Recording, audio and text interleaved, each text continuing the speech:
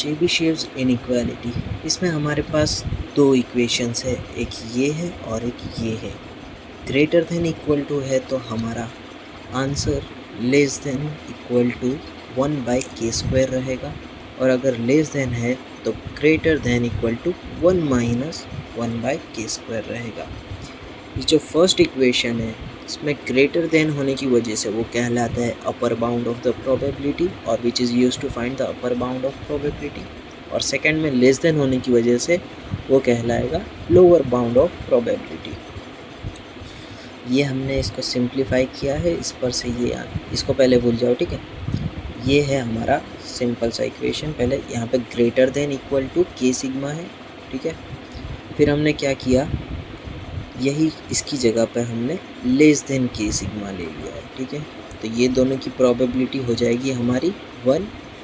फिर हमने क्या किया, लेस देन वाला टर्म यहीं रहने दिया है और ग्रेटर देन इक्वल टू वाला टर्म ये साइड ले लिया, और ये जो ग्रेटर देन इक्वल टू वाला टर्म है वो less than equal to 1 minus k² है, ठीक है। तो हम इसमें 1/k² पुट कर देंगे, जो ग्रेटर देन इक्वल टू हो जाएगा इसके। तो हमारा ये टर्म इस तरह से बना है, ये इस पर से ही बना है, ठीक है। अगर k sigma equal to c दिया गया है और c ग्रेटर देन 0 है तो हमारा k क्या होगा, सिग्मा को हमने डिनोमिनेटर में भेज दिया है।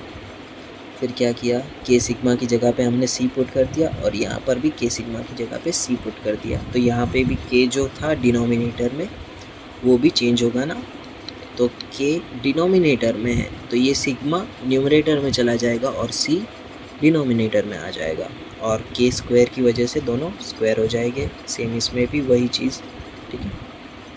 अब आते हैं पहले क्वेश्चन पे। A random variable x has a mean mu equal to 12 and a variance sigma square equal to 9। Find the unknown probability distribution, find 6 to 18, ठीक है। ये हमें फाइंड करना है। पहले हम गिवन डेटा लिख देते हैं। सिग्मा स्क्वायर दिया है हमें 9, सिग्मा उसी से हम फाइंड कर लेंगे 3। तो हम चेबीशेव्स इनइक्वालिटी है ना, तो अब इसमें कौन सा हम फॉर्मूला अप्लाई करेंगे, ये वाला या फिर ये वाला। तो हम फाइंड करेंगे अकॉर्डिंग टू हमारी रिक्वायरमेंट। तो इसमें हमें क्या दिया है, 6 less than x less than 18, तो यहाँ पे आ रहा है लेस देन, तो हम यूज़ करेंगे लेस देन वाला टर्म, यानी 1 माइनस 1/k² वाला, ठीक है। ये हमने लिख दिया as it is, x minus mu less than k sigma greater than equal to 1 minus 1/k²। फिर क्या किया है, हमने ये साइड पे माइनस k सिग्मा ले लिया, तो उसकी वजह से मॉड्यूलस हट चुका है। फिर हमने तीनों में म्यू प्लस कर दिया है, तो यहाँ से माइनस म्यू कट, तो यहाँ पे हमारा थोड़ा फॉर्म हो चुका है इसके जैसा इक्वेशन। अब हम क्या करेंगे, म्यू और सिग्मा की वैल्यू पुट कर देंगे। पुट करने के बाद ये हो जाएगा हमारा 12 माइनस 3k, और ये हो जाएगा 12 प्लस 3k, और जो भी हमें गिवन है उससे हम कंपेयर करेंगे। तो 12 minus 3k equal to 6, 12 plus 3k equal to 18, ये पुट करेंगे हम। फिर सिंप्लीफाई करेंगे, और यहाँ से भी k का आंसर 2 आ रहा है और यहाँ से भी k का आंसर 2 आ रहा है, यानी सही है हमारा आंसर। और हमारा अभी जो यहाँ पे जो छूटा हुआ था उसको कंप्लीट करते हैं। तो अब ये इसके अंदर हमने प्रोबेबिलिटी पुट कर दी है, तो इसके अकॉर्डिंग हम लिखेंगे 1 माइनस 1/4। 4 क्यों लिखा, क्योंकि यहाँ पे हमने k की वैल्यू आई हमारी 2, और 2 का स्क्वायर होता है 4, इसके लिए यहाँ पे लिखा है 4। 1 माइनस इसका एलसीएम लेना, तो इसका आंसर आ जाएगा हमारा 3/4। ओके, क्वेश्चन 2 पे आते हैं। Random variable x is a mean 10, variance 4, unknown probability distribution, find the value of c यानी वो जो हमने देखा था लास्ट में, ये कहाँ गया, ये इसका यूज़ करने वाले हैं। सच दैट, ये हमारी गिवन कंडीशन है। अब हम क्या करेंगे, मीन और वेरिएंस लिख देंगे, सिग्मा फाइंड कर लेंगे, और चेबीशेव्स इनइक्वालिटी कौन सी लिखेंगे, जिसमें ग्रेटर देन इक्वल टू है, ठीक है, उससे कंपेयर करेंगे। फिर तो इसमें कंपेयर हमने किसको करना है, 1/x² को 0.04 को।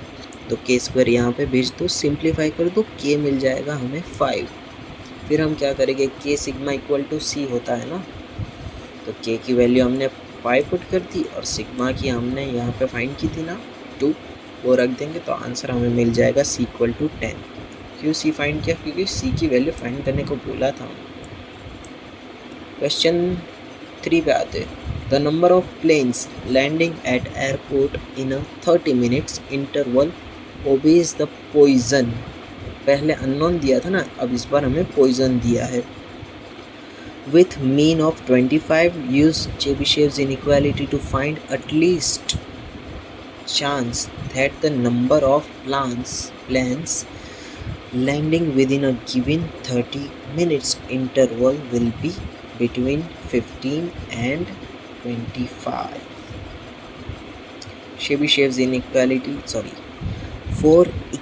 for poison distribution पहले हम मीन लिख देंगे, ठीक है, मीन लिख दिया और वेरिएंस, हाँ पॉइजन डिस्ट्रीब्यूशन में हमारा मीन और वेरिएंस सेम होता है, इसके लिए दोनों 25 हो गए, तो हमारा सिग्मा क्या मिलेगा हमें 5।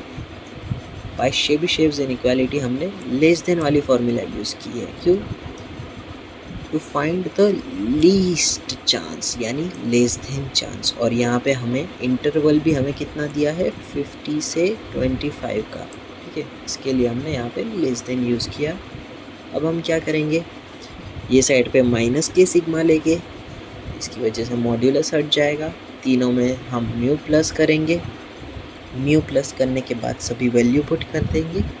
फिर क्या, जो भी हमारी गिवन कंडीशन है ये है ना 50 एंड 25 बिटवीन है ना, बिटवीन से मतलब है हमारा probability of 15 less than x less than 25, उसी की वजह से हमने ये लेस देन वाला इक्वेशन सिलेक्ट किया है। कंपेयर करेंगे हम तो हमें आंसर मिलेगा, एक का आंसर आ रहा है k इक्वल टू 2 और एक का आंसर आ रहा है k इक्वल टू 0। पता नहीं क्या पे कहाँ पे मिस्टेक है, नहीं तो दोनों का आंसर सेम आता है, पर यहाँ पे हमारा आंसर 2 आया तो हम 2 को कंसीडर कर रहे हैं, 2 का स्क्वायर कर देंगे और ये भी 3/4, इसके पहले का भी 3/4 था ना, हाँ 3/4 था, इसका भी आंसर 3/4। तो पता चल गया ना इसमें हमने लेस देन क्यों यूज़ किया, इसकी वजह से, ठीक है। Question 4, use Chebyshev's inequality to obtain a lower bound. इस बार इन्होंने सामने से कह दिया है कि लोअर बाउंड यानी लेस देन वाला बाउंड हम यूज़ करेंगे। जहाँ पे हमारी प्रोबेबिलिटी ये हमें गिवन है और continuous random variable x as a PDF function e⁻x, जिसमें हमारी लिमिट है 0 to ∞, ठीक है। तो पहले हमें जो ये हमारी इक्वेशन है इसमें पुट करने के लिए पहले तो म्यू चाहिए और सिग्मा चाहिए, है ना। तो पहले ये म्यू और सिग्मा फाइंड करते हैं यानी मीन फाइंड करते हैं। मीन की हमारी ये फॉर्मूला है, लिमिट्स पहले तो -∞ to ∞ x into fx dx, x as it is हमारा फंक्शन है ये, लिमिट लगा देंगे पहले 0 to ∞, हमारा फंक्शन रख देंगे, फिर dx, चेन रूल अप्लाई करेंगे, ये होगा हमारा u, ये होगा v, x as it is, इसका इंटीग्रेशन होगा -1, डिनोमिनेटर में आएगा माइनस x का, अब हम डिफ्रेंशिएशन करेंगे तो वो हो जाएगा 1 और वापस इसका इंटीग्रेशन होगा -1, वापस डिनोमिनेटर में आएगा, इसके लिए हमने लिखा एज अ स्क्वायर। फिर क्या करना है, लिमिट अप्लाई करनी है। पहले इसको सिंप्लीफाई कर लेते थोड़ा, ये माइनस जो था उसको हमने ऊपर ले लिया है और ये तो 1 हो चुका है। फिर हम इन्फिनिटी अप्लाई करेंगे तो आंसर हो जाएगा 0 इसका, पर 0 भी पुट करेंगे, 0 पुट करेंगे ये वाला टर्म 0 हो जाएगा और यहाँ पे रहेगा e⁻0 यानी 1 और आंसर आएगा हमारा 1। ये हमने क्या फाइंड किया है, e⁻x², ठीक है, e⁻X², ठीक है। ई ऑफ एक्स स्क्वायर फाइंड किया, ठीक है। उसको नाम दिया एज अ μ2। एक्स स्क्वायर की वजह से यहाँ पे हमने स्क्वायर रखा है।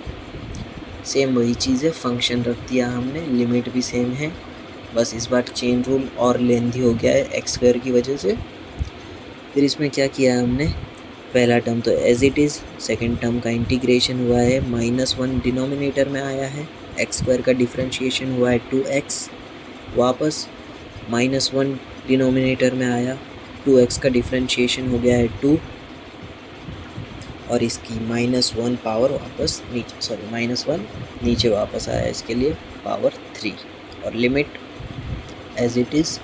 सिंप्लीफाई करेंगे थोड़ा सा और इन्फिनिटी वाला टर्म तो हो जाएगा 0, और 0 अप्लाई करेंगे तब ये भी 0, ये भी 0, और ये वाला टर्म बचेगा, ठीक है। तो ये वाला टर्म देखते हैं, यहाँ पे क्या बचा है, माइनस माइनस, तो ये हो गया प्लस, और ये रहा 2, और e⁻0 होता है 1, यानी 2 × 1 2। और अब हम सिग्मा फाइंड कर लेते हैं μ2 माइनस μ² करके, या फिर ई ऑफ एक्स स्क्वायर इसको रख लो और इसको ई ऑफ एक्स, ठीक है। तो 2 - 1 1 हमें मिल गया, सिग्मा इक्वल टू 1।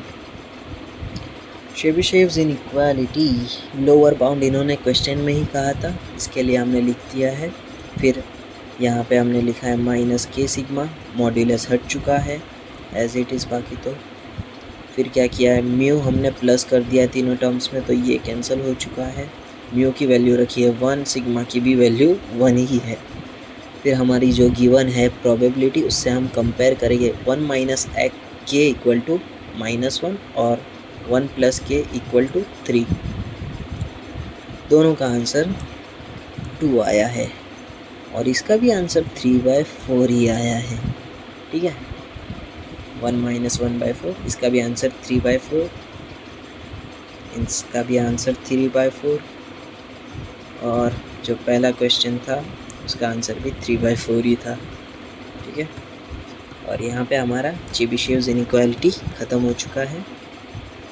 और नेक्स्ट इसके बाद के तीनों आईएमपी टॉपिक, आईएमपी नहीं, मोस्ट आईएमपी टॉपिक है कोरिलेशन कोएफिशिएंट, रैंक कोरिलेशन और रिग्रेशन, ठीक है। मोस्ट आईएमपी है सब, तीनों के तीनों।